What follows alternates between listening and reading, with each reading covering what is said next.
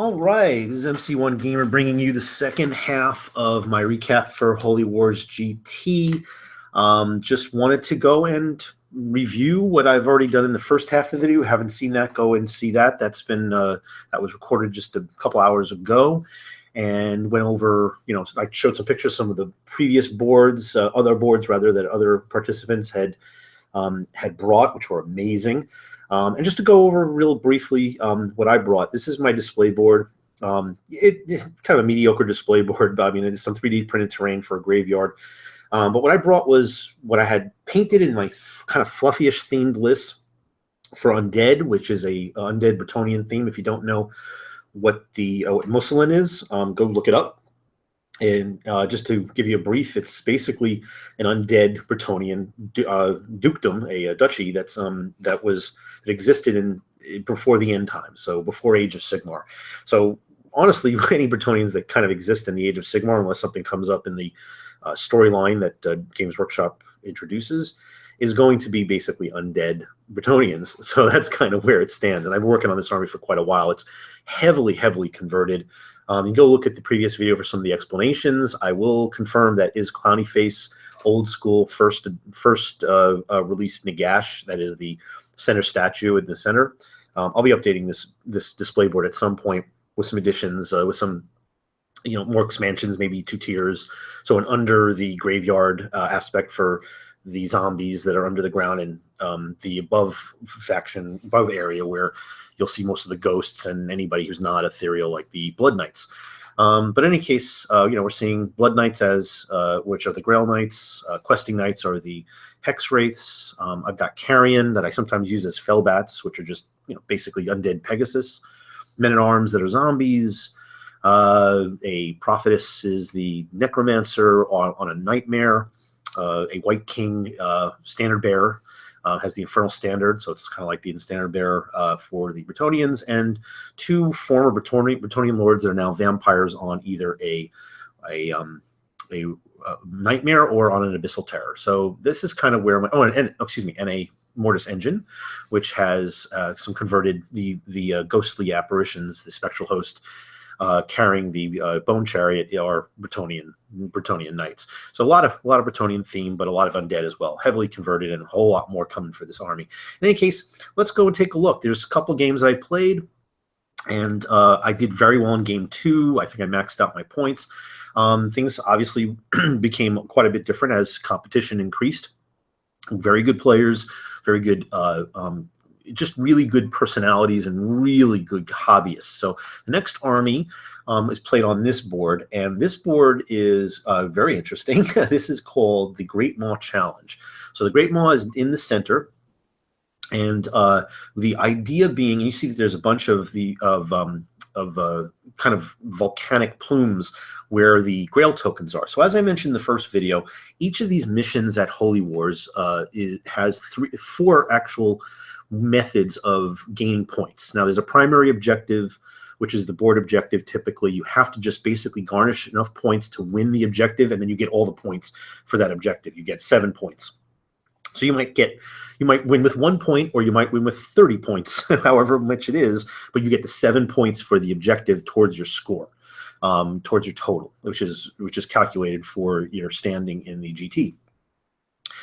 In this one, there is, again, this maw in the center, and what happens is that if you're within any units within 3 inches of the challenge stone, can add +1 to all your combat attacks. This increases as time goes on, and we forgot about this. The addition of all their combat attacks, we completely forgot. But what the killer is that in this 3-inch range, if you do any combat damage, any kills rather, wounds, not kills, wounds, those wounds apply towards your point total to win the primary mission. Every game round, the 3-inch bubble increases another 3 inches, so it becomes greater and greater. So later on in the turn, you tend to do much better. So that's the main challenge there. You get the most points that you've incurred. You got to kind of race to the center to do your wounds. Any wounds, even if it's shooting, it's just, I imagine it's shooting. It says combat attacks that you gain additions, but it doesn't indicate that it has to be close combat wounds that you incur, you deliver to gain the points. It just says any damage that you've done. So a shooty list, which is what I'm going to be facing against, can still do very well. And then the bubble grows every turn. It goes another 3 inches. So 6, 9, 12, 15. The Grail tokens are next to each of those plumes, and you have to have units of 5 or greater. So 3s are not going to do it. And what happens is that every time you're there, you score a victory point for each of the tokens that you you're scoring with that 5 or more models in the unit. But you incur on your turn die 3 holy wounds. Now, what are holy wounds? They're kind of mortal wounds, but that no save will save against. So you're taking risks. So you really want to have units that either have lots of wounds or going to be very hard to chew through so you don't lose the entire unit, or regenerate. But either way, if you sacrifice it, it doesn't matter. You can sacrifice units. You want to be able to use you want to throw these lambs to the slaughter so that they can give you the wounds, and you have to mitigate that damage and any other shooting or combat damage or spell damage that you take on that unit. But it's worth it if you can gain enough of these points, because if you gain these points, then you win that part of the objective. And that is a 6-point objective. So the first one was 7, this is 6. Every one of these games has a secret mission. So some of the missions are things like Bloodthirsty. You got to slay the entire enemy unit in a single combat phase. That can be easy for some small units. It can be really small in others. And I think I got that one in this one, because what I figured was, and you'll see my opponent, I figured that he has a number of small units that I was able to get into combat with and I would do better at, because he has a very shooty list. Then there's other ones like Intimidation. You have to cause a unit to lose its last model through Battle Shock. Witch Hunters, you slay your enemy's highest pointed unit with a monster or hero keyword. The Battle Shock does not count towards that. And then off with their heads, you got to kill more heroes than your opponent. No, I think I may have taken that one for this one, actually, now that I think about it. I don't remember. Well, we'll see. Either way, I think I got that particular objective. I think my opponent got his as well. But that's, so there's and then there's more deployed units at the end of the game that survive. So it doesn't matter how many you start with, you got to end with more individual units at the end, and that's 3 points. And the secret mission is 4. So 20 total points that you can get. And my opponent for this one is Adam Trunzo, I think his last name is Adam Trunzo. And he has a very interesting army, and I'll show you it here. This is pretty well converted for a couple of these units. This is kind of a combination of the of wood elves and some Sylvaneth thrown in. And he has some high elf stuff as well. So what you see here is there's 3 units of, I think these are Eternal Guard. These are spearmen. They can plant their spears, get very strong defensively. It's Trunzo is his last name. I'm sorry. So sorry to butcher your name, Adam. Adam's a good guy, by the way, and a good hobbyist. There's just like there's an abundance of good hobbyists at Holy Wars, I must say. So he has these 3 units, and we had played actually a practice game previous, and we gave each other some pointers on how to maximize our capabilities. Gave us each other feedback. So he gave me some feedback on some things that I did well with, and some things that I could have improved. And one of the things I told him was he's got these 3 spearmen units. They're not incredibly powerful, but they do get stronger when they plant their spears. And then he's got these Kurnoth Hunters for the Sylvaneth that he should throw behind them, because those are the ones that are really going to do the juicy damage. They're really good, and they have good long range. But he has so much other shooting, so he can play around. He's got on either side these chocobos. These are like these converted kind of stork. They look to me like, if you've ever seen the movie Up from Pixar, they look kind of like Kevin. They have the same colors too. Perfect if that was what he was going for. But however he was going for it, I don't know where they found them. They look amazing. So they worked real well. So those were like the Illyrian Reavers or Reavers. He's got 4 of these characters, these heroes that are shooty characters. He maxed out his characters, which means he's pretty vulnerable to the mission, the secret mission to kill off more enemy characters than they kill yours. But they're good because they can shoot like 6 shots. So he gets tons of shots, so he can put them all over the place and kind of snipe at characters. He's got another unit, I believe this unit over here of archers. I forget which type. He's got these are individual Warhawk riders that also can shoot. So he's got, like, they're on bats. Really nice conversion of them on bats, which I think is awesome. This one guy here, I'm going to circle it here, right in the back next to his dice. That's Teclis. Now, I'm not sure if it's the exact Teclis model. It might have been a conversion. It was a cool model, though, but Teclis is a beast. And then on the side here, he's got, looks like War Dancers on the other side of the stone, and then another unit of Reavers. So really nice paint job. I think that these Warhawk Riders, for instance, are on these like pools. The bats like wings are just dipping right into the pools. In any case, I'm very impressed with his hobby capabilities. And again, he's a fun guy to play against, and just an all around good dude. And I think he actually won the best sportsmanship award at the very end. Okay, so moving on, here's my army and my selection. Again, the Grail token is right here. You can see this little cup over here next to the plume. And I went ahead and I changed up my list. Instead of, I needed a fast-moving list. He's got fast movers. I didn't want to use the corpse cart, which kind of did nothing in our practice game. And I was a little down on the corpse cart because the zombies are not there. I had a really good unlucky first game where they got a couple of scenario bonuses in terms of abilities, and they kind of blended with the things that they went up against, but they didn't go up against anything that really couldn't dish back. And I just figured, you know what, I can do okay with them, but their main focus is absorbing damage, being fodder, losing wounds to gain the points that are going to win me the mission. But I don't need to get that extra +1 to hit, and the +1 to cast wasn't really helping me that much. I felt that I had 3 casters, and the spells that I got, I'm getting off. I'm already getting a +1 from the Mortis engine. I just felt I needed those points someplace else, so I put them into, and I made some other changes, and I put them into getting an extra 5 Hex Wraiths. I wanted the Hex Wraiths to go down pretty quickly against almost anything, even unless they can get get down to a 2-up save, and because it's unrendable, and I just didn't know if that was going to happen here. He doesn't have an abundance of stuff that's rended. There's a lot of things that he shoots at that don't have any rend, or just have a win 1. So I kind of figured I want more of these guys because I can get to him much faster because they have a nice move. In any case, we get to the objective, and I win. I get first turn, and I throw the Van Hels's Dance onto my zombies because if they do manage to get into combat, or if he tries to get rid of them, I'm going to go ahead and I'll get a lot of attacks. And he doesn't have great armor; he can't really do well in combat, so I think they can do real well. It's another reason why I kind of gave up on the corpse cart and made some other small changes. Okay, so that was done with my Necromancer Prophetess. I threw Hellish Vigor once again onto my now 10 strong unit of Hex Wraiths. So there's that.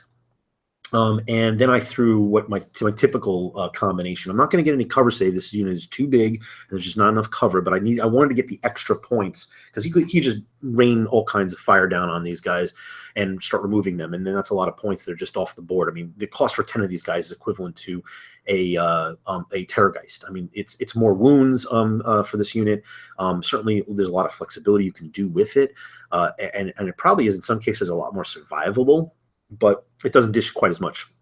So I also threw down the command ability that gave me a +1 to the attack profile, all attacks on the profile, which helps them become a lot more killy. And again, if I can get to these guys, which I think I can with the double move from the Abyssal Terror Vampire Lord, then I could do some real. I can put a real hurt on him, and I want to be able to kill off a unit in one turn in combat. And by the way, the unit doesn't have to be just it could be a guy. It could be like a independent by itself a character that's still considered a unit, but they, I know that I can beat him in combat with a lot of my units. It's just a matter of the shooting. He's just going to rain fire down on me everywhere. So I do that, and I just march down the field. I charge everything I can, and I manage to roll really well. So I'm totally up in his grill here. I managed to get within just an easy, well, not easy. That's not a gimme. That's probably like a 4-inch, maybe 5-inch charge for my Hex Wraith Quest Knights. But I managed to get my Blood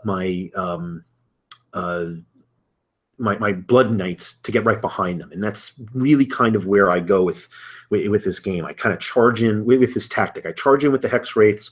I impact heavily with the Hex Wraiths, do some damage. They're souped up. They can absorb a lot of damage. I'm going to lose a few of them. And that's why I want 10 of them. 5 is just not enough because then I can't. They're very easily removed from the battle in that one turn, depending on what they go up against, or removed completely entirely in a follow-up turn.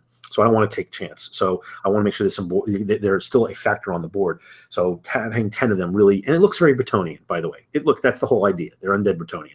So I charge in with them, and then I retreat out with them, and then the follow-up turn I charge in and replace that with the Blood Knights.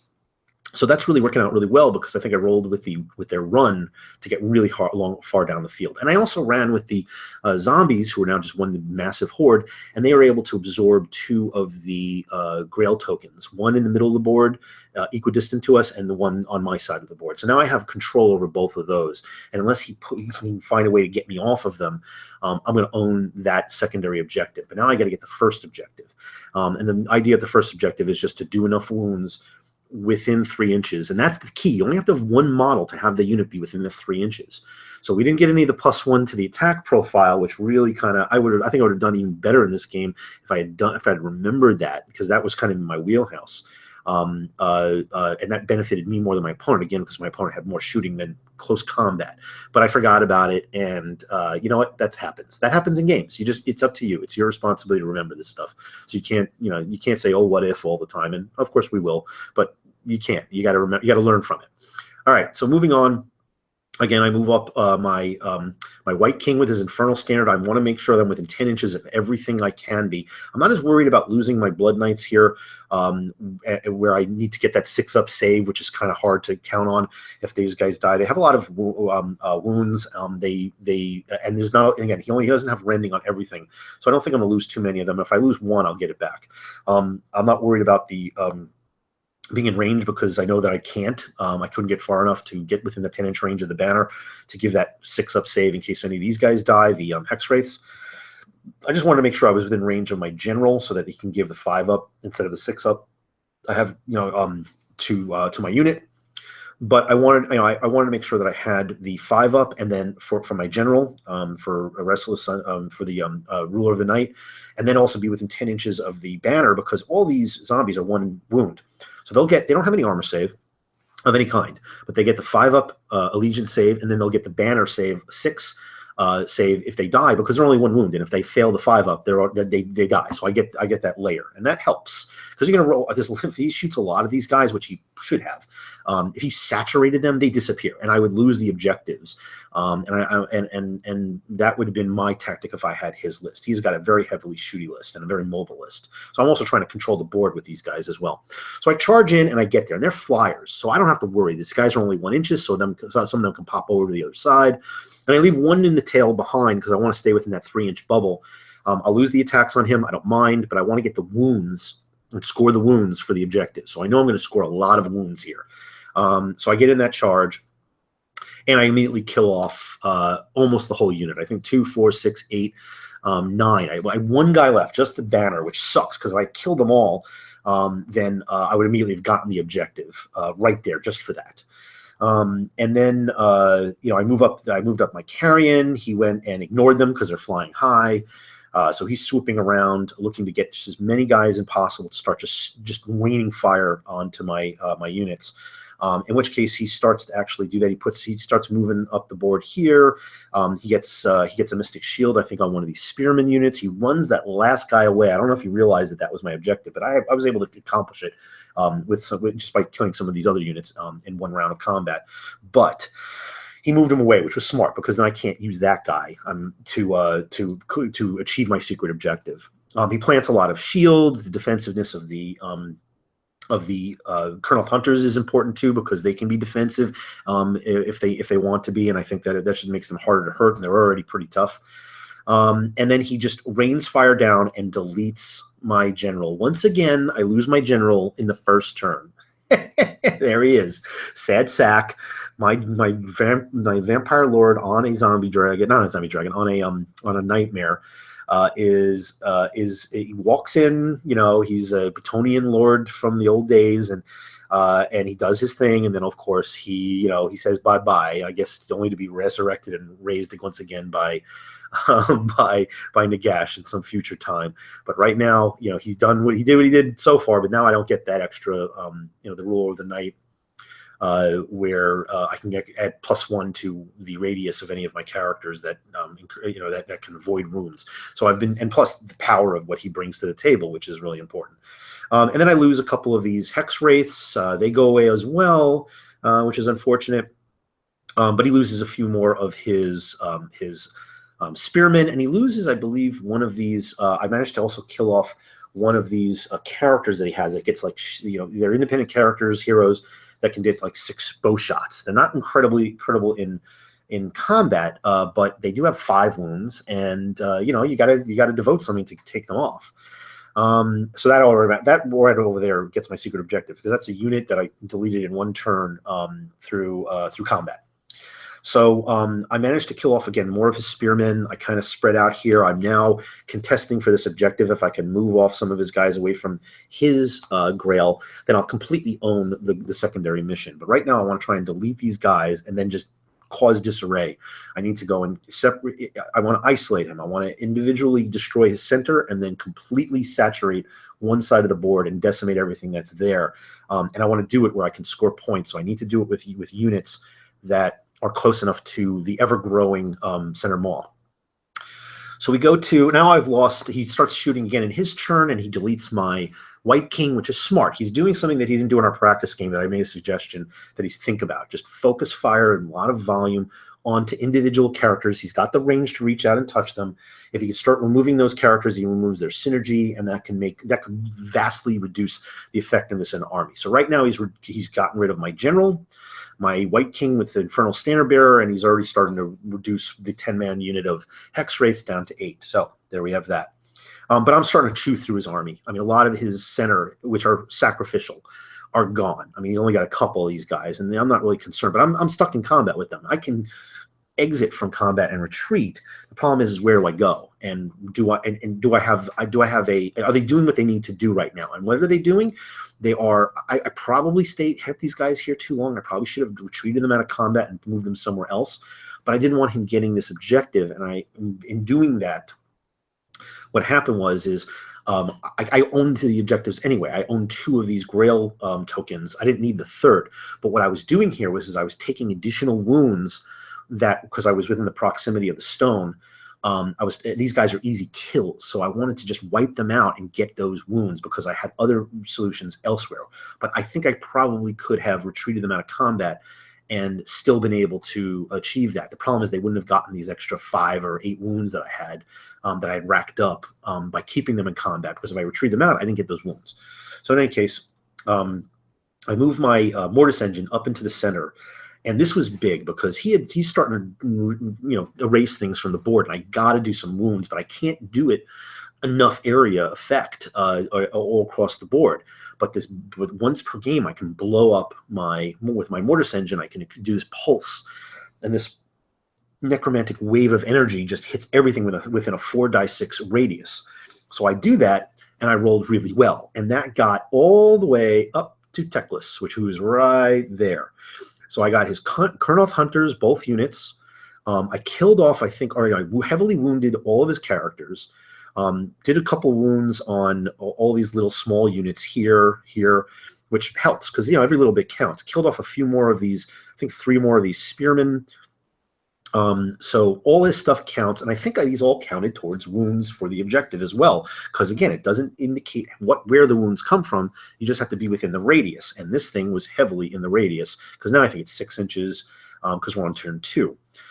This is important as well because he's starting to run Teclis away, and Teclis has this annoying ability. First of all, he has multiple spells he can cast and unbind, but he has a decent range.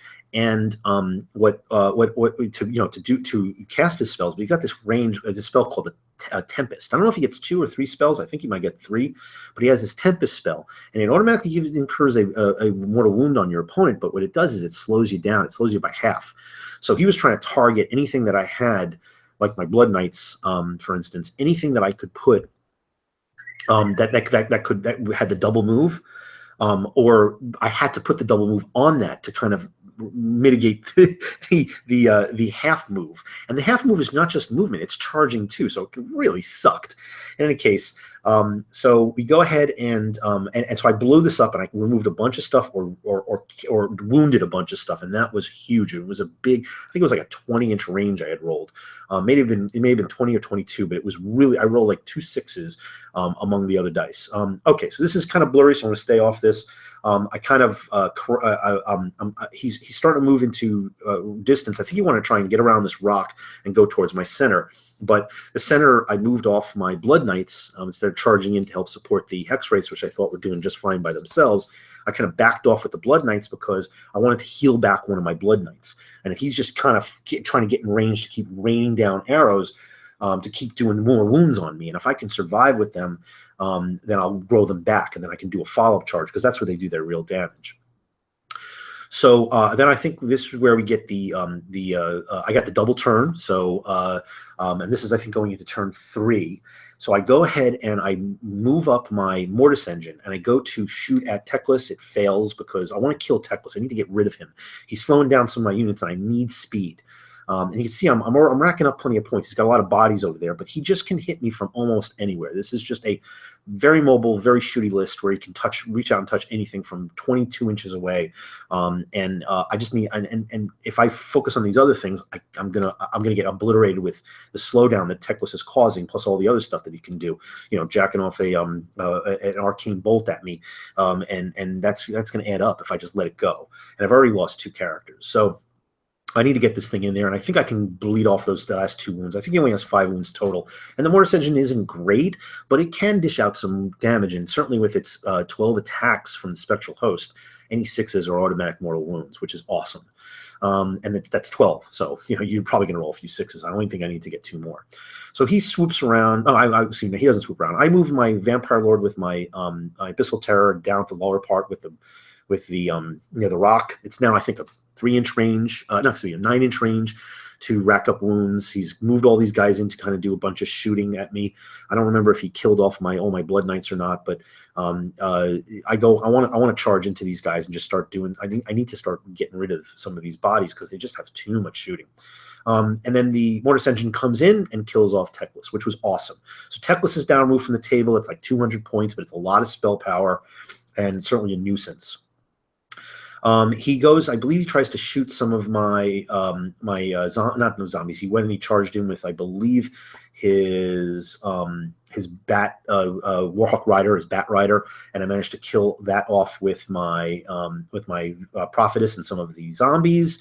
And then here's what I believe the board looked like. I'm not sure if this is the last game. No, yeah. So this is where the game ends. So what happens, and this is the game 2. What happens is I was able to dish a ton of damage, and we ran out of time. And they said that don't start another turn unless you have enough time to finish the entire turn. We had like 15 minutes left. So we tried to power through it, but we're just not able to get enough to go through the finish of turn 3. Or even to start turn 4, but I think he wanted to do it. He kind of pressured. He wanted really to get these points, and I can understand that. So we tried to go through that, but it just wasn't enough time for him to really do enough. And I had a huge lead at this point. Now, mind you, this is really kind of in his wheelhouse because once again he has lots of shooting.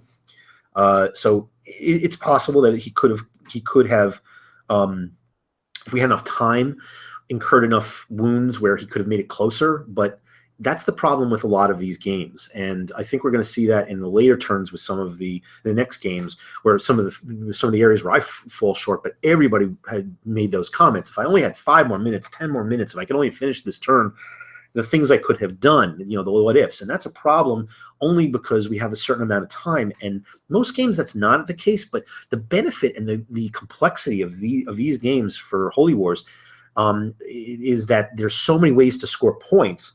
The downside is because there's so many ways to score points, there's a lot of consideration and evaluation that you have to, a lot of ground you need to cover to be able to either deny your opponent points or to score. And as a result, you can slow down the games. I did not get a game into turn 5 this entire GT. And most of my games didn't get finished turn 3. So that's a big deal. Matter of fact, I had one game that only went to turn 2, and we just began turn 3, which is just astonishing. There's just a lot of consideration when it comes to things like deployment and covering all the bases with these objectives. Maybe it's a little too much. It's a detraction in one regard, but I'd rather deal with that. I'd rather have that be the case because it's very tense that you have to cover a lot of ground. You have to think about a lot of things. And what Tom from Warhammer Weekly, and Thomas Lyons from Warhammer Weekly said, it kind of separates the men from the boys. If you can cover a lot of ground and deal with a lot of different things at one time, that's what really signifies the really good general. It's not just somebody who knows their list or knows the enemy's list. It's the person who's able to take all that and adapt to the scenario. So this game ended with me in a commanding lead. This white die here is the Grail. So I failed to get one of the tokens, I believe, at one point because I didn't have enough guys. I think it might have been my hex rates because they had been whittled down. And again, I don't have all the pictures for every different aspect of the round, but we're playing, and when you're playing, it can be a tense thing to concentrate on just the play and do take pictures when you can. So I apologize if this is not as in depth as some of my battle reports, but I'm going to get to the other games in this video, so stay with me. But I gotten about 23. Actually, it was more than 23. I'm not sure why it's only a 3 there. I think this might have been an earlier portion of this. I think I had like a 27 or 26, whatever. I dished out a lot of wounds for this, and he had only gotten 1, but he was about to come back in a big way. I think he got up to like 13, and I had in the high 20s. So there was a possibility that in the next turn, if we had enough time, he could have done it. So he was trying to fast play it, we just didn't have enough time. So I kind of believe that if we had kept on going and we were able to finish the game, it would have been close. I would have either wiped out his army and then gotten all the wounds that I needed to that way, or he would have caught up. Either way, Adam would have caught up, and he would have made it a much closer game than it actually turned out. But as it turned out, I wound up with a 17 out of 20 points, and I forget how much he had gotten. I think he may have gotten his secret mission, and the one thing that I did not get, the 3 points, was more units on the table that survived, which he got. So I think he got 7 points, and I got 17. So another good game for me, and yeah, I think, so here's some of the later pictures. Here we go. So that's probably why. Let me go ahead and move through. So, okay, so this is in turn 3. I'm spreading out all these wounds here, but I haven't finished off all these guys. He goes ahead and he tries to swarm my Vampire Lord with Abyssal Terror because the wounds are the wounds. He's going to be able to do hand-to-hand combat and shooting. He goes and charges in to try and do some damage with the Bat Riders and the War Dancers. He kills off my Abyssal Terror Lord. If he had gotten, and I think that's what he did. I think he got the one where, because I had 4 characters, if he got more characters killed than me, I'm not sure if that was the one he picked. But he certainly killed off plenty of characters. I think I killed a lot of his characters, but he had a lot of characters, so that might have been a risk. In any case, I finished off his Bat Rider, and this was the final score. Okay, 26-11, and then he's down by 15 on that. Could he have done 15 wounds in the next turn when clearly, because we only had like 20 minutes before we even started this turn?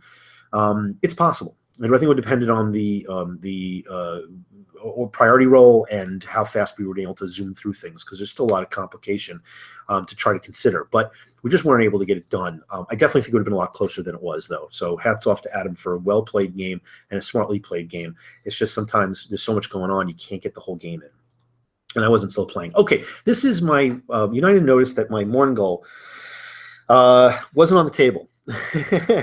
And it wasn't because I didn't deploy him and forgot about him. It was because I forgot to summon. I had given the Sword of Unholy Power to my White King, and then, like again, we all make mistakes. I forgot to summon him the first turn, which was just idiotic. I wanted to get him downfield, and he certainly would have helped me in the game, and probably I would have scored a tremendous amount more points, and probably mitigated some of his points even further that he scored on me. The problem is I forgot, and then I chased the rabbit the rest of the game, because remember he shot off my White King. Well, my White King is the one who had the Sword of Unholy Power. So I spent the rest of the game trying to use most of my spell power to summon this guy. And even though I had a +1 in most cases, not all, because the Mortis Engine wasn't always there. So it's a 10 to summon to get that spell off, and it's a 9 even with the +1 if I got the +1. Because remember, I didn't take the corpse card. I adjusted my list a little bit. I never got him on the board. I played this game from the start with 1,600 points and basically never got him on the board, and used most of it was one spell every turn trying to summon him on the board. Never did it. So that was stupid of me, and the fact that I actually won this game, losing my general first turn and never getting my Morngul on the board, which was just idiotic, I should have been able to do that. I was out of his shooting range. Even if he got turn 1, I should not have been able to lose my White King. But it's definitely something to remember for the future, that I will certainly be adjusting my tactics as a result. The bottom line is that I can't believe I actually achieved what I did, given that I was down 400 points and I just brain cramped with this. So again, just something to consider if you're ever going to a GT. Yeah, so just to go through cycle some of these, I moved my Mortis engine in here to kind of come up on the Kurnoth Hunters. And I believe this might have been where the board ended. He doesn't have a whole lot. As you can see, there's just very little that's sitting here. He's got some of his, I think he's got like maybe 2 of his characters. I have 1 of my hex rates left. I've got most of my zombies, most of those characters in the center, and the Warhawk Rider died. He's lost an entire unit of his Kurnoth Hunters. I think there's 1 Kurnoth Hunter maybe left. His Chocobo Riders, he has 1 Chocobo Rider, Reaver on one side and 2 on the other. There's just not a lot of wounds left, but he does still get plenty of shooting. So he could have gotten maybe 15 or more wounds. It's possible. I'm not sure if he would have, but it would have been nice to play it out and see how it turned out. All right. So next game. This game was against the guy who was at this point I'm in the upper like 4 or 5 guys, and I go up against the guy who's the point leader. And his name was Shoin Troy, and he has a Warrior Brotherhood. You'll notice that I have everything on the table, and he has nothing. He has 1 unit of Skinks, which is astonishing. I've played the Warrior Brotherhood before, but it's a little bit different in this one, and I was fried. I got to remember to remind you guys that I had traveled 12 and a half hours by car, arrived after that, and never really recovered. So this is the 3rd game in, and there's a lot of concentration. I didn't get a whole lot of sleep the night before, even managed to get maybe about 3 or 4 hours. But hey, that's just what's going to happen. You go to a convention, sometimes there's a lot of partying done too between events. Over the night. But here's what this mission was about. So there's this platform you see in the upper left. I'll get a better picture in in one of the follow-up. It's a floating platform, and it has all of the Grail tokens there. In order to win the mission, you have got to in order for you to get the Grail token for the secondary mission, you have to go underneath that floating fortress area, take a die 3 holy wounds, not savable. They're not mortal wounds. They're holy wounds. Any kind of save against a mortal wound won't help you. So that's not bad. I have some regenerating stuff. I can absorb some wounds as well. In any case, it drops down as soon as something comes down there. You take the wounds, and then you got to transport it to that floating blue, that blue pool eye, halfway across the board. And that's a long way to go. So I had a really nice tactic on 2 different ways that I wanted to do it. But you will see how it turns out. See all these pillars? Now there's pillars. There's one standard gray type pillar, which is most of the pillars, and then there's 2 pink pillars. And what happens is if you're touching the pillar with a unit, you take wounds. Holy wounds again, but in doing so, at the end of the turn, you gain points. So the gray ones are 1 point, and the pink ones are die 3. So you want to try and own those pillars. That's the main objective. So at the same time that you need to be mobile, transporting those tokens across the board to the eye, you've got to own all of these pillars. You need individual units to be able to command more of them and be able to stomach any damage that you take, as well as trying to stop your opponent from doing all the same. So I know he's coming down with the Warrior Brotherhood, and my first thinking is go after the tokens, which was stupid. I don't even really remember the deployment, just so you guys know. That's how Zotst I was. I'm thinking that's the primary mission, the Grail tokens. No, it was a secondary mission. Well, my opponent was not thinking that. Sean is a smart gamer. He's got a very tough list. He maxed out in his first 2 games, I think he did. So I'm at 20 and 17. He's at 20 and 20. So I made some critical errors here until I finally woke up and started coming up with some better tactics. Okay, so this is what my plan was. My plan is to stretch out my zombies from here all the way across the middle here, and then just kind of bucket brigade the Grail tokens in here. And if I got even 1 or 2, I think I would have won that. But that became the focus of my entire mission, rather than these pillars, which is what I should have been counting on. So, but we asked the tournament director, Steven, if that was possible. He said, absolutely. I guess no one had tried to do that before, so it was completely within the rules that if you drops the same units touching the eye, you can just basically bring it to the eye, which was awesome. So, way to go. My secondary potential idea is take my large unit of fast-moving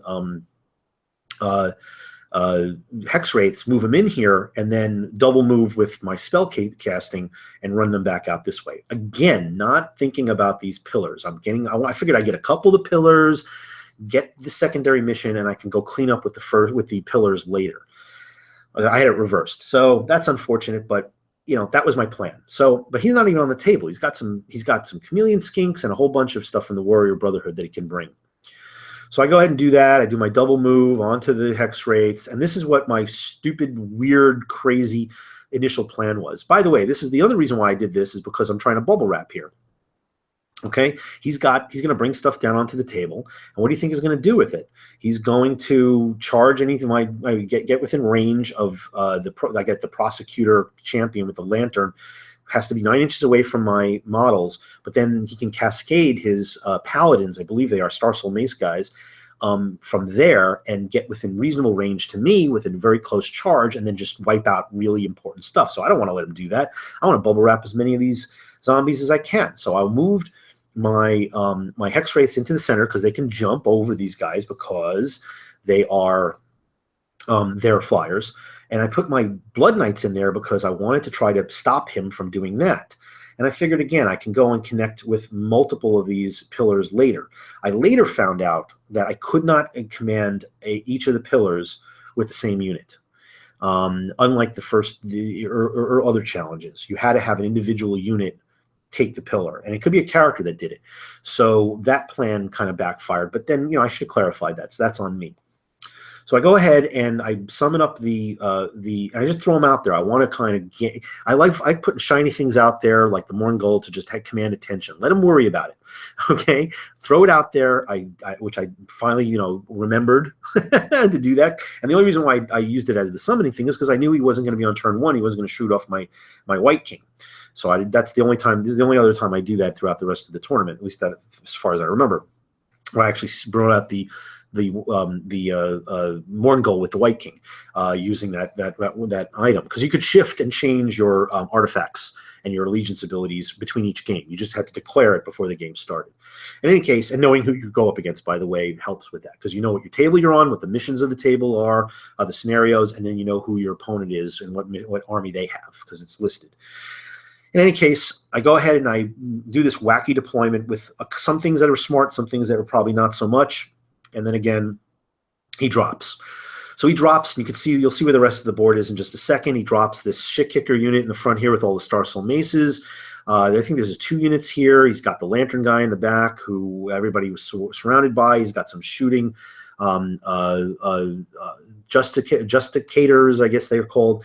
And he's got the javelin wielding shooting winged Stormcast. So he's got a couple of these units spread about. And on the other side of the table, you'll see he's got Liberators. He's got put all these other units that can command those points for that. So he's going to own that mission, and I'm going to wake up and realize that later. All right, so here he is. So he's got some Liberator units, small size Liberator units, and these units of skinks. He still doesn't have his chameleon skinks on the board, by the way, which is a big deal for me because I don't know where they're going to come. They're going to pop in. I'm not that worried about them, but they could cause problems later. He charges in, tries to go and swarm my Morngul, which is fine with me. Look, let him absorb all the damage he can. But I don't know if he was going to try to kill all my zombies here. I think that's he was finally, he might have heard what happened in the first game or two with my zombies. So he starts focusing on the zombies. Here's my problem. When I deployed, this is the biggest mistake I made. Look where my Hex Wraiths and my Blood Knights are. When he charges in and he touches them, he's going to be within 3 inches of both of those units. Just 1 or 2 guys. What that means is I'm stuck in combat. And I can't then move those guys away unless I retreat. Now, it's not a problem for the Hex Wraiths, because if I retreat, I want to retreat underneath this floating rock, pick up the token, and then fly back the other way. That's fine. But my Blood Knights have now been blocked. They've been checked. They're stuck in combat, and I got to move them away in order to be able to make them effective for a follow-up turn. This is a problem because they do well on a charge. They don't do well when they're stuck in combat, and I've just lost my ability to charge. This was a bonehead maneuver, something that I just wasn't thinking. I wasn't quite there, but that happens, and you have to be on the ball when you're at these events, especially when you're up against good players, and Sean Troy is a good player. Okay, so this is what it looked like here. I think this is like turn 3. You can see that he's really dished a lot of damage to my zombies. Now, I lost a ton of them to Battle Shock because I forgot to make them immune to Battle Shock, of course, which was, again, stupid. I put a +1 to attacks on a unit that didn't get a chance to do that. But take a look here. First of all, I had moved off my Hex Wraith. The remaining Hex Wraiths are all here, and that's most of them, okay? So I didn't lose more than a couple, maybe. I still have all my Blood Knights. Maybe I lost one. No, it looks like 5. But most of this unit here has been just wasted. He took some. I think I took some wounds on my Mongol, but I healed them back. I moved my my Vampire Lord with Abyssal Terror over here, so I was within range to cast the fast-moving spell again on the Hex Wraiths and supported whatever damage I needed to do on this just beefy unit that's a slow-moving unit here. What I should have done is I should have done the damage I needed to, took a 1 Grail token and retreated and ran everybody over here, touching any of these pillars I could along the way, delivering just the 1 token here and not stayed here for the rest of the second turn. The reason why is everything he had over here was slow moving. He was not going to get a single token from here to there, and I was. And I just stayed there on the second turn, which was stupid. I should just retreated everything out of dodge. And then I realized I need to start touching these pillars. So I have my General all touching this pillar, my Necromancer touching this pillar. I think I have, I have the these guys over here, these my Carrion touching that pillar, thinking I'm going to kill off his skinks, and he had 10 skinks, and they're not going to get battle shocked off either. But he's touching every pillar here.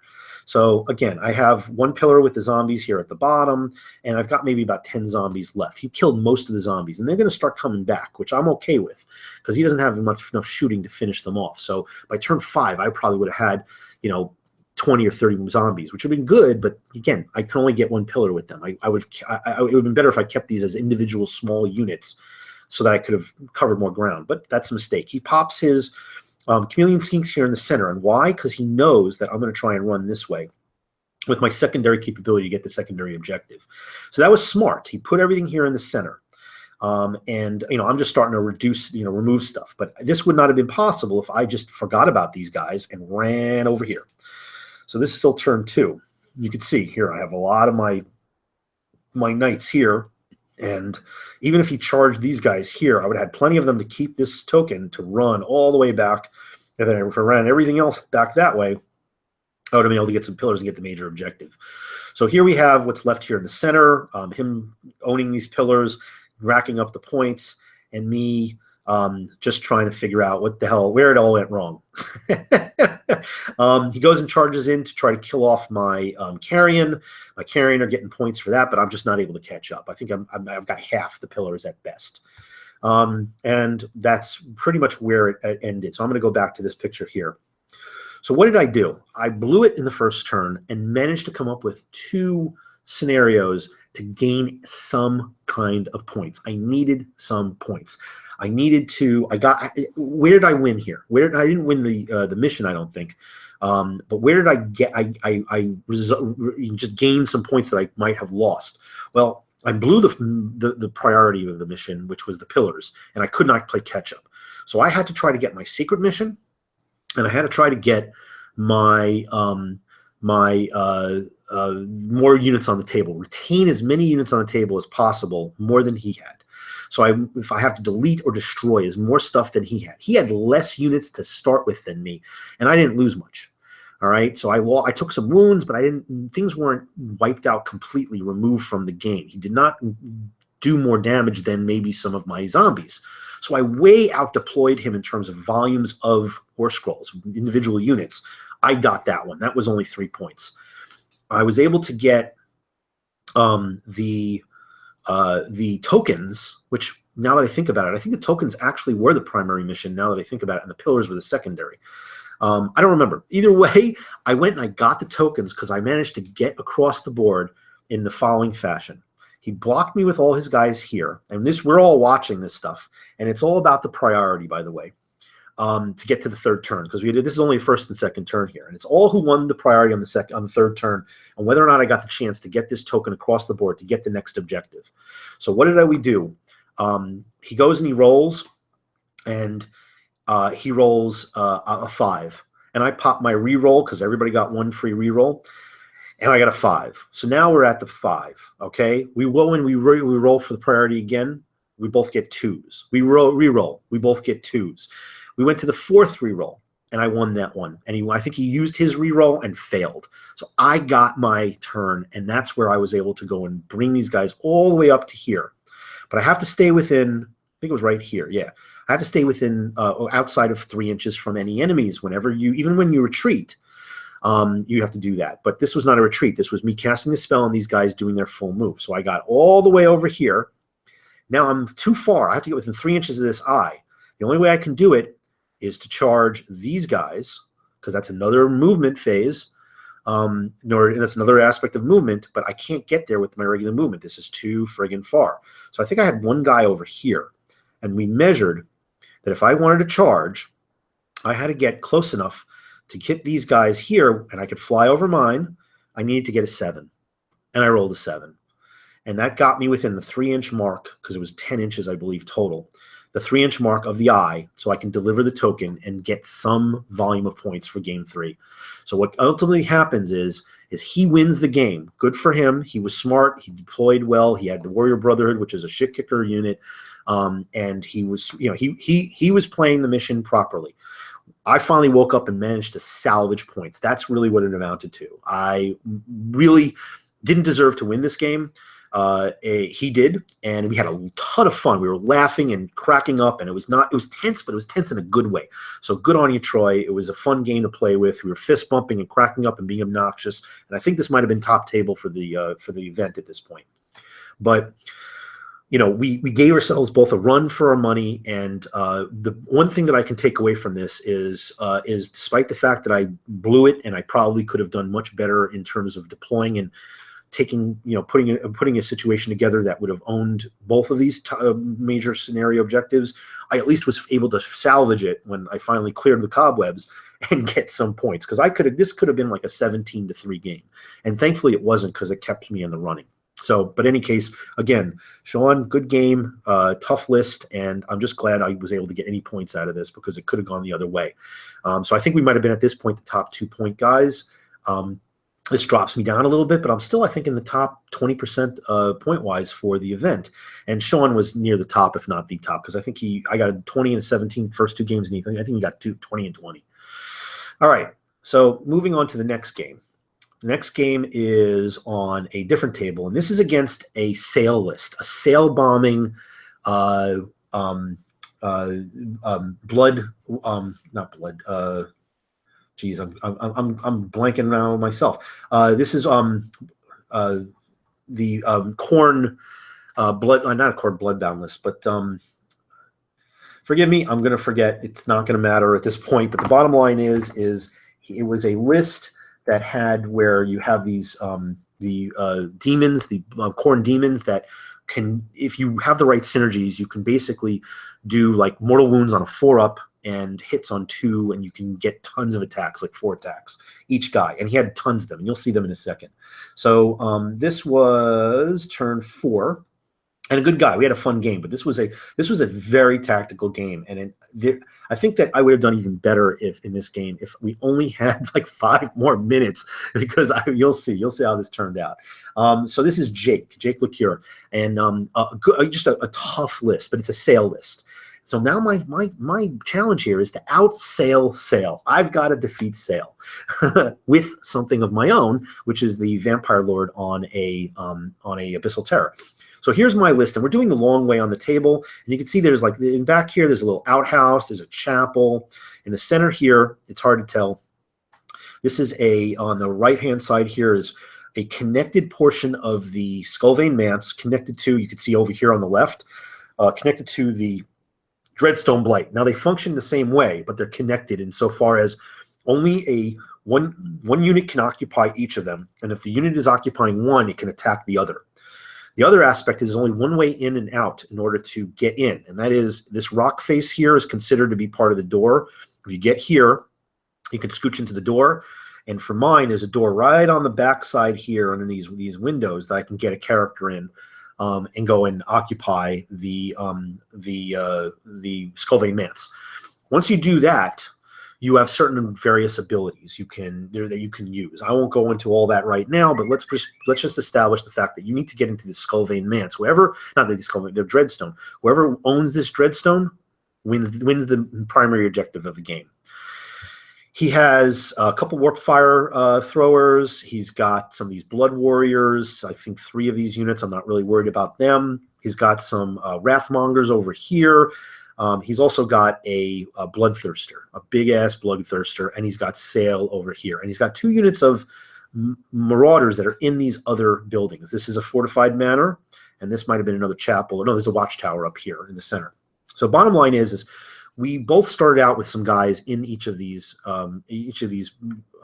houses, and I only put, stupidly, I didn't realize it had to be 5 or more missions. I thought it could just be anybody. So I put my Necromancer here, and I put the Pegasus Carrion in the back here. There's only 3 Pegasus Carrion and the Necromancer. I should have just divided up these zombies into multiple units, threw 10 this way, 10 this way, and 10 just to be fodder to die at the up in the front. That may or may not have worked, because you could see this is after his first turn. He ran these blood warriors up, and the only reason why they kind of stayed where they were is because he was afraid of my zombies, because they were souped up. Again, I didn't have rend, I didn't get double attacks, but geez, he didn't want to just devote units to just get tar pitted, so it kind of just froze them until near the end of our game. And that would have been a smarter move for me in some respects. But either way, I want to kill Sail. I got to take out Sail. And I got to find a way to deal with this bloodthirster here. You can see he's already occupying with the marauders, but this bloodthirster is scary. I just don't have a lot of answers, and if I just throw the Mourngul at the bloodthirster, the Mourngul is going to die. He's just not going to be able to keep up with that. And if I can remove the bloodthirster, I think I can own the game, because I think I can eliminate one of his biggest threats that's going to stop me from killing off these Khorne demons. Now, the Khorne demons are going to dish out a ton of damage, but my feeling is if I can look, two things I need to focus on beyond just Sail himself. Neutralizing the bloodthirster. I wanted to try and throw my zombies in there and let them just chew through those guys for a while. Couldn't do that. Just wasn't going to happen. The other thing was to get my vampire lord, my lord on Abyssal Terror, and the Mourngul into these Khorne demons. The more I reduce their ability to hit, the less chance they have of dishing out mortal wounds, because it's all based on the wound, the adjustable wound roll. And I think it's normally on a 6-up, but he has a couple of bonuses that make it a 4, and he's got like 4 attacks each of these guys. So I threw a Spirit Blight, I think it is, onto them, so that removed one of their attacks.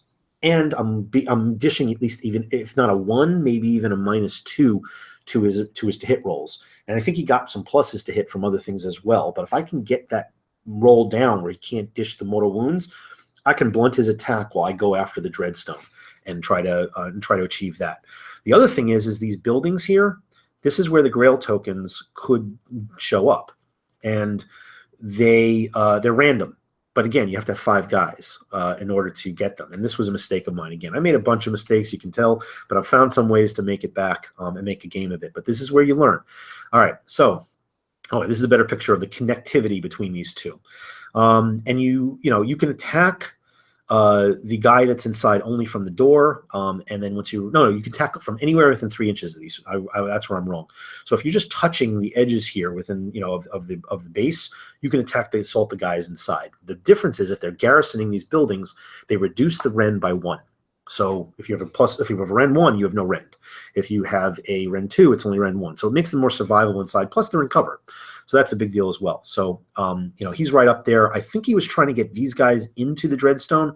The reason why he couldn't right away is because it's too big of a unit. And this might have been a mistake as well. He probably would have been better off if he didn't try to do this. So we both made some mistakes because the unit has to be wholly within 6 inches of the door in order to be able to garrison it right away. So if he had run, for instance, one of these Blood Knights here, he would have gotten that to occupy there from the get-go. And I think he wanted to get this unit in there, and that was an error. All right, so here's the center of the board. I move up. I want to try and get my Mourngol here to try to, whatever gets in there, I want to try and make them weaker, because I'm not going to have enough stuff initially to kind of assault that the Dreadstone. I'm worried about the stuff that's coming down the pipe, and I have a plan to kind of deal with his Sail and his Bloodthirster. So I move up the zombies. They're now in 2 units. I have 1 zombie unit here, and I completely forgot that I wanted to run them back this way. I need to also mention, see this brown area on the table? Not the grass. The brown area is a muddy road that halves all movement, and charges is included. Really slows you down. So you want to try and do whatever you need to do from the grass. The other thing is flyers ignore that. So flyers are a big deal, and I have more flyers than he does. Of course, his flyer is a big flyer. Okay. So my zombies are fairly slow, but I'm thinking, okay, fine. I'm just going to hold off, and if these guys try to charge, I'm going to get them. But the reason why he didn't charge with these the whole game, just so you know, is he has here a banner bearer that plants his banner 18 inches.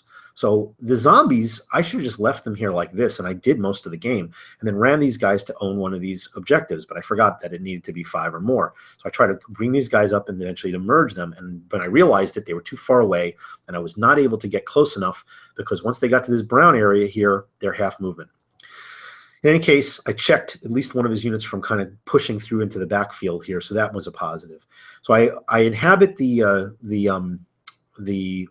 objective here, which is the skull vein, but I can't go from the skull vein into the Dreadstone. I've got to go from this doorway here. So I'm focused on the doorway, and I'm thinking, what's going to get in there? Anything that's going to get in there, I got to dislodge. So I've got to kill it. So everything I'm focused on right now are those corn demons. So I scooch around the side here. I double move. I think I might have double moved my knights, my Blood Knights, and then I souped up with an extra save and with an extra attack on their profile, the Hex Wraiths, because I need to get everything around here to go deal with his Bloodthirster that he moved up here and put into a threatening situation. I do not want his Bloodthirster assaulting the Skull Vein, because he's going to kill off the Vampire Lord and Abyssal Terror, who has, by the way, a -1 to 3-inch bubble to hit attacks. It's the Accursed Book. So I got to stop that. So I managed to get into charge. I fail with the Blood Knights. I get in there with the Hex Wraiths, and the Hex Wraiths are fairly well souped up. But I managed to get in there and I do some damage. I managed to drop him by 5 wounds. I take 1 wound in return, so that's all good. I mean, I have 3 up save with ignoring Rens, so I'm all good with that. This is a little bit blurry. When it comes to the following turn, again, he's not using a lot of this stuff. I'm kind of stymieing him with what he thinks are big threats. I think he should have been a little more aggressive. I think he was being very conservative, and I made some conservative moves that I probably shouldn't have either. At this point, I need to get I don't want to leave my Hex Wraiths just stuck on this Bloodthirster, so I retreat them out over here, and I run them. This was stupid. I moved them too far. I should not have moved them this far. I should have kept them right in this center part here, because that would have really paid dividends later, and you'll see. And my goal is to charge in the Blood Knights to go and finish off the Bloodthirster, which I managed to do. And I also charge with the Mourngol, because I want to try and reduce everything that I can here. I'm in the range here with his Corn Demons. So they're also at -1. He's -1, and this is my Vampire Lord on an Abyssal Terror. He came out of the building and ran up here, and my goal is to destroy this warp cannon, and I think it's a warp cannon, and then maybe even threaten Sail. And I moved my Vampire Lord, my main regular Vampire Lord, into the building to own that building. And I forget what the effect was, but there was an effect. I think, yes, I remember what the effect is. I get to reroll all binds and all spell casting, and I get a +1 to cast. That was huge. So I had a good range from the base of the tower, which added range. It extended the range of my 5-up Deathless minions, and I could unbind much easier. And I had a better range for the unbinding as well, and I had a better range for spells, because it's the footprint of the the scenery that you extend from, which helps in a big way, and you'll see. Kill off the Bloodthirster. This is when I think that I started to take this game. I kill off that Bloodthirster, and I think that that may have made me think that I was winning, and that's not what you should be doing. You should be thinking and thinking in the right way. I'm killing most of this here. This guy's got maybe 1 or 2 wounds left. So I'm going to finish him off. But I got to go start focusing on what the prize is, and the prize really is the Dreadstone, and I wasn't really thinking about that. He goes ahead, and I think he moves up in his turn, Sail to go. I think he chucks at Sail a skull to kind of. He wants to kill this guy off because this is the guy with the double move, and Sail hasn't been able to get his double move ability off yet, and that's Sail's signature thing, and so is the Vampire on Abyssal Terror. So it's a matter of who's going to outsail Sail, or Sail's going to do what Sail does, and that's make a unit Sail. So he goes and casts the spell, and I go, and again, I'm doing it from the footprint here, 18 inches. I'm in range, and I can double roll for an unbind. I didn't need it. I got an 11. And whatever he got, it wasn't an 11. So I unbound his special Sail ability, so he couldn't do his double move, which was killer. He runs up his blood. Now these guys started to die. I'm starting to kill these guys off, but he's not right next to the entrance. He moves his Blood Knights unit over to the entrance. Oh no, he moves off his Blood Knights away from the entrance and opens up room so that this unit of his demons he moves off, and this unit of Blood Knights can now get into the to the Dreadstone, and he creates a barrier here to stop me from moving my zombies in, which is fine. I wasn't going to get my zombies in there, and his Wrathmongers are over here. So he's going to try and charge me with his demons, which he does, and drops most of my Blood Knights, which I'm fine with. Blood Knights have done what they needed to do. They killed a high value target, and I do have the ability to start restoring these guys because one comes back every turn, but they're not going to come back fast enough. I kill off the warp cannon. He had charged me with Sail. Now at this point, I don't know why he went after me with Sail. I think that he was thinking that even if he got the ability off with Sail, that the units that he needed to were stuck in or where they needed to go, so it's not going to help him much. So he just was kind of sacrificing Sail. But what happens is I'm just starting to beat him down, but I'm taking wounds. I only have 8 wounds, and I have no way to restore wounds on my Vampire Lord and Abyssal Terror. But Sail tries to use that special ability again, and I don't even need to re-roll. I just roll an 11 outright, and he doesn't roll high enough where it mattered. So I outsailed Sail. It was the goal.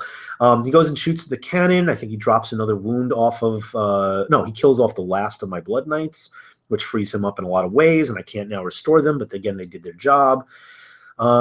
So at this point, I think what happens is I kill off the Sail himself. And you can see I now have 6 wounds here. I think this is after I blow up. Yep. I blow up here with my Mortis Engine, and I kill off a whole bunch of these demons.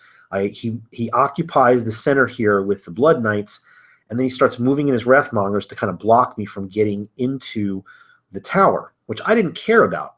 What I cared about was removing these Blood Knights, and moving these Blood Knights that are in here through all the attacks that are coming from here.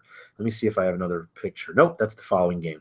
And that was a huge factor, because now we're getting close to taking a lot of time. We're both taking a lot of thought, really being conservative in our moves, and time's running out. I start attacking everything, and because I moved everything I have at the pillar here to kill the guys garrisoning them, I took the Blood Knights down to 2 guys, I think, and 1 guy had a wound.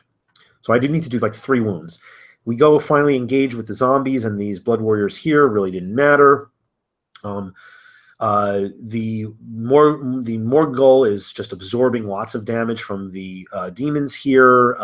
That's really not going to be a factor. I don't really even care if the Morgul dies. The Morgul then went down to like 3 wounds at one point, but he still keeps getting wounds back because I'm able to kill demons, and he's not able to put me down. So I'm kind of tar pitting his demons. And I moved my X-Wraiths earlier too far away to get back into the fight over here. If I go and roll for a charge, I'm 4 inches away, I roll a 3.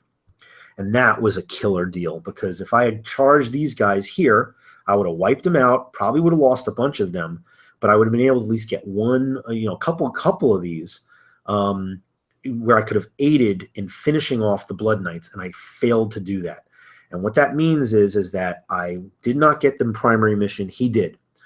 And no one got the I think we both evened out when it came to, if I remember correctly, the tokens. Oh, no, we neither of us were able to achieve the tokens. That's what it was. We didn't achieve the tokens. So it came down to no, I'm wrong again. He got the tokens, which is 6 points. I got both the secret objective, and I got the has more units left at the end of the game, because I didn't have any. I think I've lost one unit that got completely wiped out, and he lost a bunch. And it put me into a situation where I got 3 points from that, 4 points from the secret mission, and he only got the 7 points, if I remember correctly. He only got the 7 points from the primary mission. So we're at the second tier table at the upper points factor, and we completely neutralized each other. I get 7 points. I think he got 6. And that's how we ended the game. But it was a struggle tactically, and I was very happy with how we were both kind of playing off each other with some wacky rolls. I was thrilled that my ability to kind of do the double move happened, and I was able to stop him from doing his. Either way, fun game.